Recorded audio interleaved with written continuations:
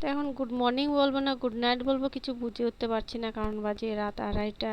আর আমার ঘুম পাচ্ছিল বলে আমি একটু চা বানিয়ে খেয়ে নিলাম, আর এই ড্রেসটা কমপ্লিট করতে হবে। তার জন্য রাত্র জাগা আর খুঁটিনাটি কাজগুলো একটু রাত্রে বসেই করতে হয় আমার, কারণ কি দিনের বেলা পারা যায় না। বাচ্চা কাচ্চা আছে আর সংসারের কাজকর্মও আছে। তো এগুলোতে একটু মাথা ঠান্ডা করেই কাজ করতে হয়, তাই আমি রাতে বসে করি এই কাজগুলো। তো এই ফ্রকটার মধ্যে অনেকটাই পুঁতি ছিল আর ডিজাইনটা হেভি দিয়েছিল বলে, হেভি বলতেও একটু শর্টকাটই ছিল। তো পুঁতিগুলো খুলে তারপর সেলাই করতে হয়েছে আমার, না হলে সেলাই বসছিল না আমার মেশিনে। সুই ভেঙে গেছে পুরো এক প্যাকেট, আর এক প্যাকেট রয়েছে। রাত্রে যদি পুরা সুই ভেঙে যায় কোথায় পাবো, তার জন্য আমি পুঁতিগুলো খুলে খুলে করছি। তো অনেকদিন পর তোমাদের মাঝখানে আসলাম, তো অনেকটাই গ্যাপ পড়ে গেছে আমার। তো আসতে পারিনি কারণ অনেকগুলো ডান্স স্কুলের অর্ডার পড়েছিল, ডান্সের ড্রেস ছিল, ওগুলো টাইমলি আমার দিতে লাগা হয়েছে। আর এটাই বাকি আছে, কালকে দিতে হবে। এটাই বাকি, এটা হলো মেন ডান্স টিচারের, এটা দিতে হবে। তো সকালে আমি সব কাজকর্ম সেরে আবার বসে পড়লাম।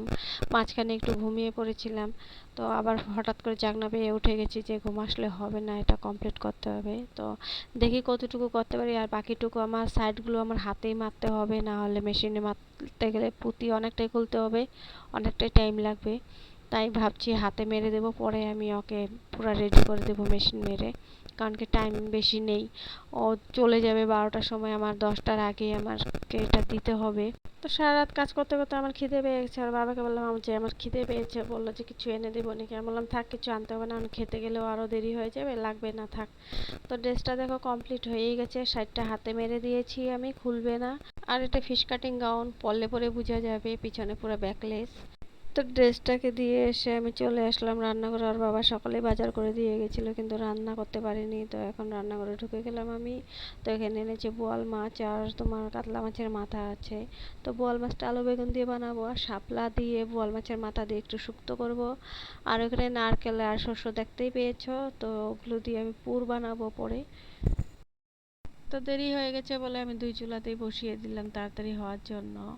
আর এদিকে আমি বোয়াল মাছগুলো তেল মেখে রেখে দিয়েছিলাম, সরষের তেল, কিন্তু তথাপিও ফুটছিল, তাই ঢেকে ঢেকে ভাজছি আমি। তো ভাত হয়ে গেছে, ভাত নামিয়ে দিলাম। তো ওইদিকে আরেকটা কড়াই বসিয়ে শুক্তোটা বসিয়ে দিলাম আমি, মাছের মাথা দিয়ে করবো বোয়াল মাছের। তো এদিকে মাছ ভাজছিলাম আর ছিটে ছিটে আমার শরীরে আসছিল। তো আমার রান্না শেষ হয়ে গেছে, এখন খেতে বসবো। আর এক জায়গায় যাব একটু পরে, তো খেয়ে দিয়ে নিই আগে, আর একটু রেস্ট করে নিই, তারপর যাব। তো খাওয়া দাওয়া সেরে রেস্ট করে রেডি হয়ে বেরিয়ে পড়লাম এখন। আর মেয়ে আগেই দৌড় দিয়েছে রাস্তাতে। তো ওকে বললাম গেটের বাইরে বেরোবি না, ওখানেই দাঁড়া। তো ওখানেই দাঁড়িয়ে আছে আর শয়তানি করছে, আমাকে ডাকাডাকি করছে, আবার দৌড়ে এদিকে আসে। তো রাস্তা দিয়ে বেরোতে বেরোতে ছেলেকে বললাম যে বাবা কিছু নিতে হবে, তো কি নিবো, দোকান তো বন্ধ হয়ে গেছে, আন্টির দোকানও বন্ধ। তো বললো চলো ওই দিক থেকে মিনি সিঙ্গারা আর মিনি গজা নিয়ে নেবো নিয়ে। তা আমি বললাম যে তুই একটু আগে আগে যা, তা ওখান থেকে তুই নিয়ে নে, আমি আর বোনও আসছি। তো এদিকে ও গজা আর ঠান্ডা নিয়ে আসলো, আর আমার মেয়ে তো রাস্তায় বেরোলে আর জলের তৃষ্ণা পায়, তার জন্য একটা জলের বোতলও কিনা হয়ে গেলো, মা জল খাবো। তো এদিকে আমরা টেকারে পার হওয়ার জন্য রাস্তা ক্রস করছি, এখান থেকে টেকারে সিধা যাব গণেশগুড়ি, তারপর ওখান থেকে নিব রিক্সা। তো গণেশগুড়ি নেমে নিয়ে নিলাম রিক্সা। রিক্সাওয়ালাকে বললাম যে ভাড়া একটু কম নাও, বললো যে না বাইদ 50 টাকাই লাগিব, বাচ্চা কাচ্চা আছে কিবা হলে সাবধানে চলাবা লাগিব, তো সেই কারণে। তো আমি বললাম যে বলক হলে। তা রিক্সায় উঠে নিলাম আমরা। আর এখানে গোলচক্রের মধ্যে দেখো একটা গড়ির মতো কি সুন্দর। যাচ্ছি আমরা জনতা ভবনের সামনে দিয়ে, উল্টো পিঠ দিয়ে। তো ওরা থাকে সুপার মার্কেট, তো ওইদিকে যেতে গেলে রিক্সা নিতে হয় না, হেঁটেও যাওয়া যায়, বাচ্চা না থাকলে হেঁটে যাওয়া যায়, অত একটা টাইম লাগে না। কিন্তু দূর আছে, ভালোটা দূরেই আছে, 15-20 মিনিটের মতো লাগে।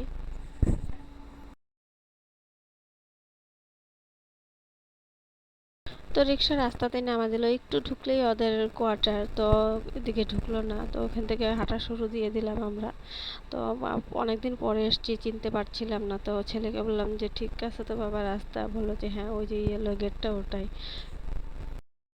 তো পৌঁছে গেছি আমরা এখন ওদের ঘরে। আর ওইদিকে মেয়েকে বললাম যে ঘরে গিয়ে কিন্তু দুষ্টামি করিস না, আর ও যে স্যান্ডেল পরে আসছে মানে জুতা, ওটা তার পা ছুলে গেছে।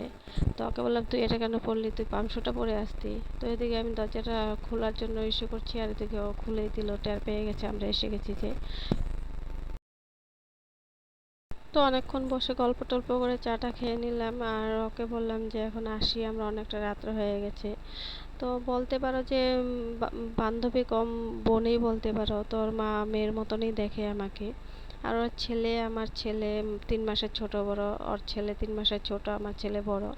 আর ওর মেয়েটা হলো 7 মাসের বড় আমার মেয়ের থেকে।